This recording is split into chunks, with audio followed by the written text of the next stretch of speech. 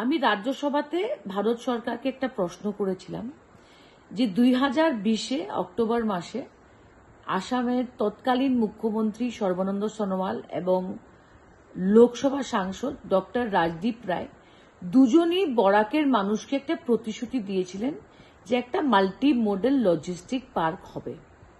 আমরা একটা পত্রপত্রিকাতেও দেখতে পেরেছিলাম। এটা একটা ভালো প্রকল্প ছিল। এটা হলে রেলওয়ে লিঙ্ক ভালো হতো, ন্যাশনাল হাইওয়ে ভালো হতো, একটা পার্কের মধ্যে ওয়্যার হাউজিং ফেসিলিটিস থাকতো, মানে একটা ইন্ডাস্ট্রি উঠে আসতো। কিন্তু আজকে এই আমার প্রশ্নর উত্তরে ভারত সরকার স্পষ্টভাবে জানিয়ে দিয়েছে যে একটাই মাল্টি মডেল লজিস্টিক পার্ক আসামে হবে, সেটা বঙ্গাইগাঁওয়ে।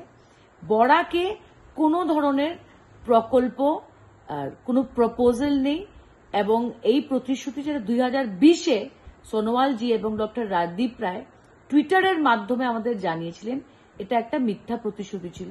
আমি আমার আনস্টার্ড কোয়েশ্চেন, মানে লিখিত যেটার জবাব দেওয়া হয়, সেটা মিডিয়াকে দিয়ে দিয়েছি। শিলচরের জনসাধারণকে বলছি, বরাকের জনসাধারণকে বলছি, এটা একটা অত্যন্ত গুরুত্বপূর্ণ খবর। আশা করছি আপনারা বিচার করবেন।